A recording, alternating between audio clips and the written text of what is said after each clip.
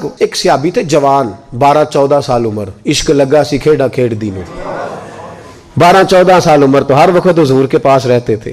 صحابہ کہتے ہیں ہم نے سوچا ہر وقت ہی رہتا ہے. ایک دن نبی پاک صلی اللہ علیہ وسلم نے کہا ان کو ذرا بتاؤں تو صحیح ہے مجھ سے پیار کتنا کرتا ہے. صحابہ کو تجربہ کرانے کے لیے حضور نے اس سے کہا مجھ سے پیار کرتے ہو؟ اس نے کہا بیبا آپ کو پتہ ہی ہے سارا. تو حضور نے فرمایا جاؤ اپنے باپ کی گردن کاٹ کے لاؤ. کس کی؟ اوکھا جے بابا کام. ہاں اپنے باپ کی گردن کاٹ کے لاؤ. 12-14 سال عمر, چھلانگ لگائی. مسجد نبوی کے دروازے پر مولا علی شیر خدا کھڑے تھے. ان کی گردن میں تیر کمان تلوار تھی, کھینچی تلوار. اور جب دوڑے نا جذبات میں تو حضور نے فرمایا اسے پکڑ لاؤ, اس نے سچ مچ کاٹ کے لے آنی ہے, لے آؤ پکڑ کے. عاشق نزاکت جانتے ہیں. حضرت طلحہ بن برا بیمار ہو گئے. بیمار, دن میں 2 دفعہ میرے نبی تیمارداری کرنے جاتے تھے. 2 دفعہ. اللہ کرے وہ بیماری میں ہی آ جائے.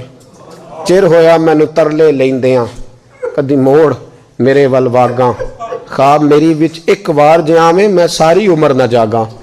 نبی پاک صلی اللہ علیہ وسلم 2 دفعہ تیمارداری کرنے جاتے, 2 دفعہ دن, 2 دفعہ حضور پتہ لے. ایک دن حضور شام کو گئے, ان کا ماتھا چوما تو حضور کی آنکھوں میں آنسو آ گئے. پھر میرے حبیب پاک نے ان کے والد کو کونے میں بلایا, کوئی بات کہی, باپ بھی رونے لگے. حضور نے پھر پیار کیا, چلے گئے. حضرت طلحہ اپنے ابا جی سے کہنے لگے حضور کیا کہہ کے گئے؟ کہا بیٹے کچھ نہیں. کہا نہیں مجھے بتائیں. کچھ نہیں, رشتہ ہی بڑا نازک, نہیں بتائیں. تو باپ نے سر پہ ہاتھ رکھا, کہا حضور کہہ گئے ہیں تو آج شام کو فوت ہو جائے گا. اور جب حضور نے کہا جب اس کا انتقال ہو جائے تو مجھے خبر کرنا. والد کو چارپائی پہ بٹھا کے تو حضرت طلحہ نے ہاتھ پکڑ لیا. عشق تیاگ دو میں ایک برابر, پر عشق دا سیک ودھیرا, اگ تے ساڑے ککھ تے کانے, عشق ساڑے تن میرا, او اگ دا دارو می تے پانی, مینوں کوئی دسے عشق دا دارو کیڑا, بلے شاہ اتھے کچھ نہیں بچدا جتھے عشق ہوراں دا ڈیرا. ہاتھ پکڑا باپ کا اور کہنے لگے ابا جی ایک وعدہ کرو, رات کو جب میں فوت ہو جاؤں تو نبی پاک کو اطلاع نہیں دینی, خبر. کہا بیٹے حضور کہہ گئے ہیں دینی ہے, تو کہتا نہیں دینی, کیوں؟ عاشق نزاکت جانتے ہیں. اگرچہ 12-14 سال عمر تھی پر عشق پکا تھا نا, نزاکت سمجھتے تھے. کہنے لگے ابا جی جن گلیوں سے حضور نے گزر کے آنا ہے وہ یہودیوں کی گلیاں ہیں, ایسا نہ ہو میرے جنازے کی خاطر حضور گزرے اور کوئی میرے نبی کو تکلیف دے دے, اس لیے خبر نہیں کرنی مصطفیٰ کو, آپ جنازہ پڑھ کے دفنا دینا. رات کو انتقال ہوا, باپ نے جنازہ پڑھا, دفن کیا. سارا کچھ جاننے والے رسول آئے. کہا مجھے بتایا کیوں نہیں؟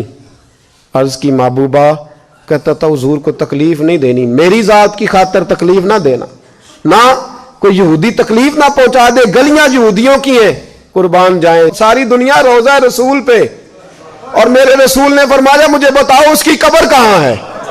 ساری دنیا روضہ رسول پہ, اور نبی پاک اس غلام کی قبر پہ کھڑے آنسو بہہ رہے ہیں. صحابہ کہتے ہیں ہر قبر پہ دعا یہ ہوتی تھی یا اللہ قبر کشادہ کر دے, یا اللہ اس کا حساب آسان کر دے. یہاں دعا بھی انوکھی, اس کے لیے دعا بھی انوکھی, رشتہ ہی بڑا نازک ہے.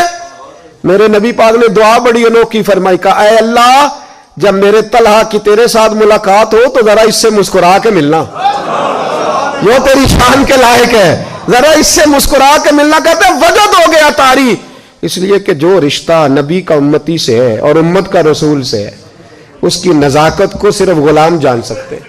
غلام جان. میں نے پچھلے جمعے بھی کہا تھا, مجھے ایک شخص کہنے لگے آپ بتیاں لگاتے ہیں, جھنڈیاں لگاتے ہیں. میں نے کہا بس نہیں چلتا, ہم تو تارے بھی لگا دیں, ہمیں ہمارا پتہ ہی نہیں. میرا دل کرتا ہے گلی گلی پھروں اور یہ نعرہ لگاؤں, جان ہے عشق مصطفیٰ روز فضو کرے خدا, جس کو ہو درد کا مزہ وہ نازے دوا اٹھائے کیوں, اور پھر کے گلی گلی تباہ ٹھوکریں سب کی کھائے کیوں, اگر دل کو یہ عقل دے خدا تو تیری گلی سے جائیں کیوں.